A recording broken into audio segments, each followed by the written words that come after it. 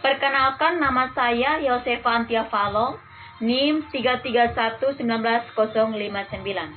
Teori akuntansi sektor publik. Teori akuntansi memiliki kaitan yang sangat erat dengan akuntansi keuangan, terutama pelaporan keuangan kepada pihak eksternal. Pengembangan akuntansi sektor publik dilakukan untuk memperbaiki praktek yang saat ini dilakukan. Hal ini terkait upaya meningkatkan kualitas laporan keuangan sektor publik, yaitu laporan keuangan yang mampu menyajikan informasi keuangan yang relevan dan dapat diandalkan. Teori akuntansi memiliki 3 karakteristik dasar, yaitu yang pertama, kemampuan untuk menerangkan atau menjelaskan fenomena yang ada. Yang kedua, kemampuan untuk memprediksi. Yang ketiga, kemampuan untuk mengendalikan fenomena yang ada. Untuk menghasilkan laporan keuangan yang relevan, terdapat beberapa hambatan yang dihadapi oleh akuntansi sektor publik. Yang pertama, objektivitas. Objektivitas merupakan kendala utama dalam menghasilkan laporan keuangan yang relevan. Seringkali terjadi masalah objektivitas laporan keuangan disebabkan oleh adanya benturan kepentingan antara kepentingan manajemen dengan kepentingan stakeholder. Yang kedua, konsistensi. Konsistensi mengacu pada metode atau teknik akuntansi yang sama untuk menghasilkan laporan keuangan organisasi selama beberapa periode waktu secara berturut-turut. Yang ketiga, daya banding. Kendala daya banding terkait dengan objektivitas. Karena semakin objektif suatu laporan keuangan, maka akan semakin tinggi daya bandingnya.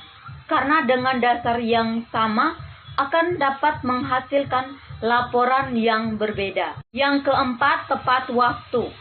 Laporan keuangan harus disajikan tepat waktu agar dapat digunakan sebagai dasar pengambilan keputusan ekonomi, sosial, dan politik, serta untuk menghindari tertundanya pengambilan keputusan. Yang kelima, ekonomis dalam penyajian laporan. Penyajian laporan keuangan membutuhkan biaya. Semakin banyak informasi yang dibutuhkan, semakin besar biaya yang dibutuhkan. Yang keenam, materialitas.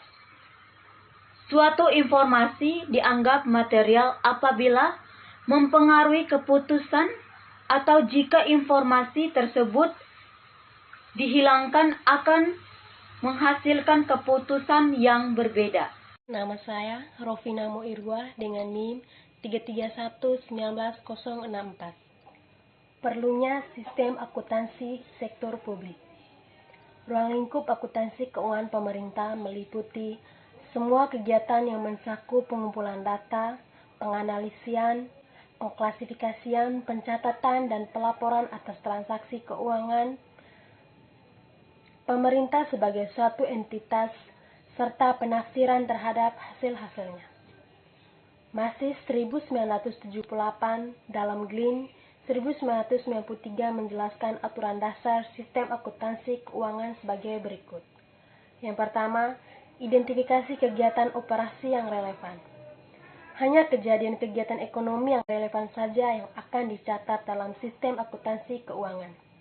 Yang kedua, pengklasifikasian kegiatan operasi secara tepat.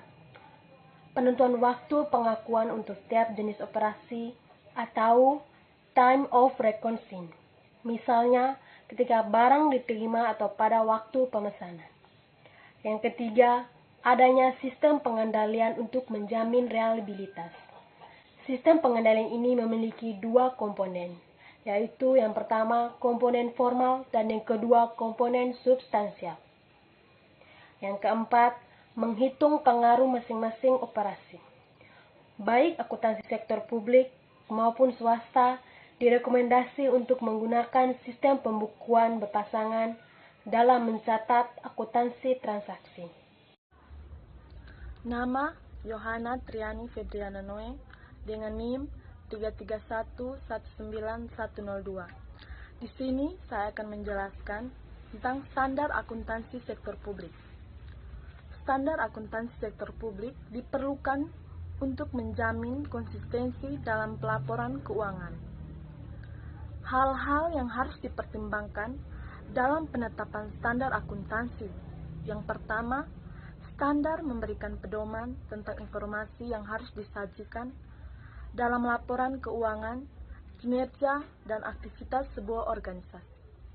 Yang kedua, standar memberikan petunjuk dan aturan tindakan bagi auditor yang memungkinkan penguji secara hati-hati dan independen. Yang ketiga, standar memberikan petunjuk tentang kumpulan data yang perlu disajikan. Dan yang keempat, standar menghasilkan prinsip dan teori yang penting bagi seluruh pihak yang berkepentingan dalam disiplin ilmu akuntansi.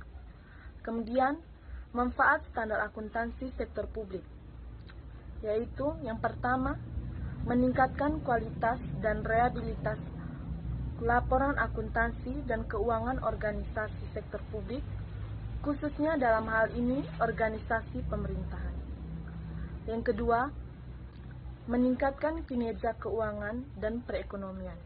Yang ketiga, mengusahakan harmonisasi antara persyaratan atas laporan ekonomi dan keuangan. Dan yang keempat, mengusahakan harmonisasi antara yuridiksi dengan menggunakan dasar akuntansi yang sama. Nama Yasinta Setiawati NS, NIM 3311965. Di sini saya akan menjelaskan tentang teknik-teknik akuntansi keuangan sektor publik, di mana terdapat 5 teknik akuntansi keuangan yang dapat diadopsi oleh sektor publik. Yang pertama adalah akuntansi anggaran.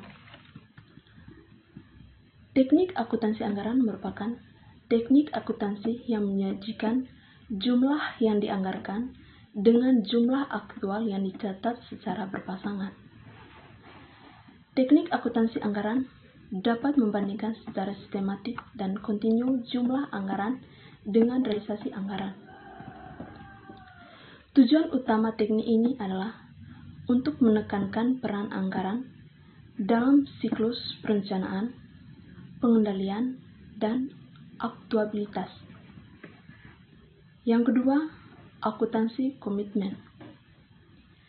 Akuntansi komitmen adalah sistem akuntansi yang mengakui transaksi dan mencatatnya pada saat order dikeluarkan. Akuntansi komitmen dapat digunakan bersama-sama dengan akuntansi kas atau akuntansi akural.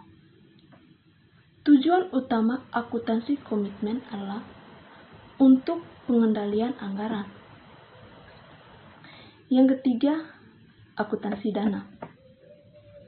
Akuntansi dana merupakan salah satu alternatif sistem akuntansi di sektor publik yang dikembangkan dari basis kas dan prosedur pengendalian anggaran.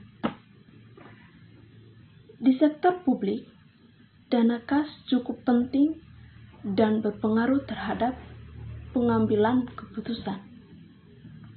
Besarnya dana kas sangat mempengaruhi anggaran organisasi sektor publik.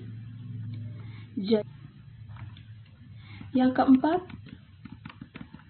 akuntansi kas.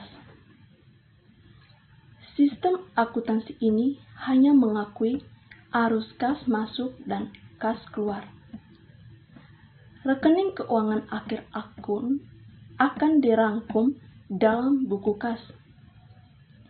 Kelebihan kas basis adalah mencerminkan pengeluaran yang aktual, real, dan objektif. Dengan kas basis, tingkat efisien dan efektivitas suatu kegiatan, program, atau aktivitas tidak dapat diukur dengan baik. Contoh, penerimaan kas dari pinjaman akan dicatat sebagai pendapatan, bukan sebagai utang. Yang kelima, akuntansi akrual. Akuntansi akrual dianggap lebih baik daripada akuntansi kas. Teknik akuntansi berbasis akrual diyakini dapat menghasilkan laporan keuangan yang lebih dapat dipercaya, lebih akurat, komprehensif, dan relevan untuk pengambilan keputusan ekonomi, sosial, dan politik.